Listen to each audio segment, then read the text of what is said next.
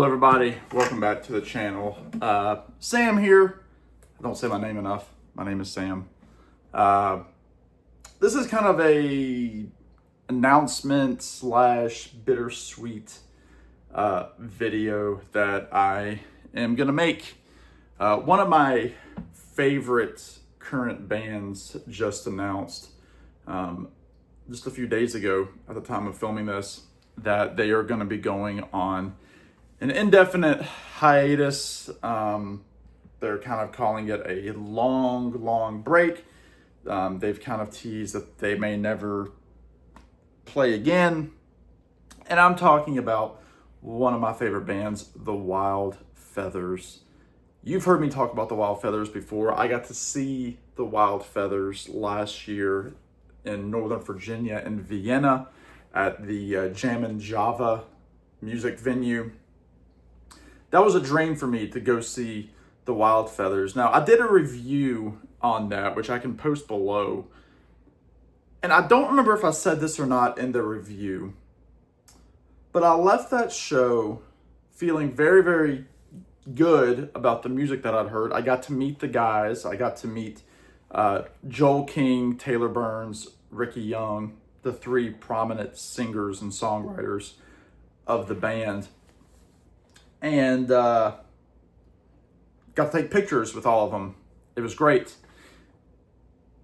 But I left that show feeling like they were laying it all out there, that it was almost like a final show. It was the last show of a short tour that they were on in support of this record. I just pulled CDs. This is their most recent record, and right now probably going to be their final record, called Sirens, that was released on New West Records last year.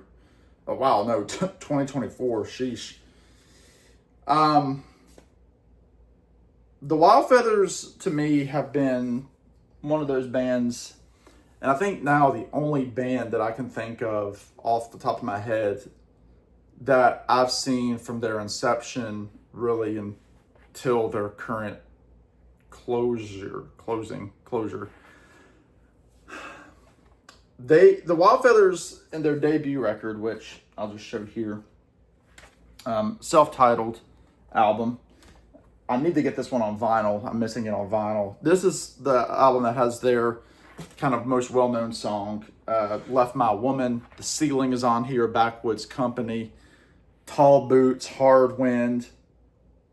They're just a fantastic kind of 70s inspired country rock group. Think the Eagles, think, Fleetwood Mac in terms of having multiple singers and songwriters, just like the Eagles. They definitely pull from the Laurel Canyon scene, but they also have big roots with groups like Wilco and Sun Volt and Ryan Adams. They definitely pull from that camp a lot in their songwriting and their production and how they play. They're younger guys. They're in their late 30s, early 40s. And I associate them a lot with college. I played with a couple of friends in college, and we played the song Left My Woman a bit when we would jam. You might be able to hear my dog come down the stairs.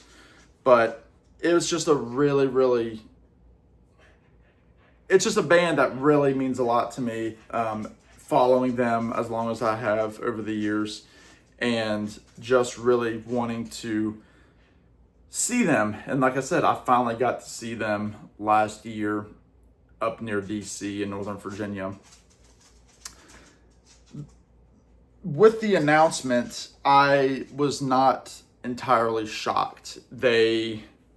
Joel and Ricky put out a joint video saying that the Wild Feathers, with the 2 or 3 shows they have left on the docket for the summer, that those are pretty much going to be it. I think they're closing out in their hometown of Nashville. They've done some benefit type shows. They've done just a few odds and ends, but it was never really advertised as a tour. And I am just thankful for the Wild Feathers. I'm thankful for the music that they've given me and to so many other people. They've played with a lot of different people. I know they've opened for Paul Simon, Bob Seger, I think Bob Dylan. They've also played opener for Jacob Dylan. They've been around. They've got a great collection of records. Again, there's the debut, The Wild Feathers. Then they went with their second album called Lonely as a Lifetime, which is a bit more experimental, more psychedelic, kind of trippy. Check out the song Goodbye Song or the song Happy Again. Just absolutely fantastic. Then they put out what might be my favorite, Greetings from the Neon Frontier. The song Quitting Time is just a barn burner of a rock tune. Fantastic stuff. Then they put out this record, which is called Medium Rarities, which for a long time I couldn't find on CD, and then I finally got it when I saw them live. It was the last one that I was missing on CD. They do a lot of covers on here, like the song Blue. They do the song, I think, by the Jayhawks. They do the song Guitar Man by Bread. They do the song Almost Cut My Hair by Crosby, Stills, and Nash. So really, really cool songs. Plus they do a lot of their own, some originals on there as well. Then they put out this album when they switched over to New West Records called Alvarado. This is a fantastic record. There's the guys. And then, like I said, Sirens. And there's also a live album, which I think was only on vinyl, which I do have on vinyl, The Wild Feathers live at the Ryman Auditorium. And again, I was playing the guitar at the beginning because those of you that remember a couple years ago, I bought this guitar from Ricky Young from the Wild Feathers. This is a cherished piece of memorabilia. It's a guitar that I like to play a lot. I love this thing. It needs a little bit of work.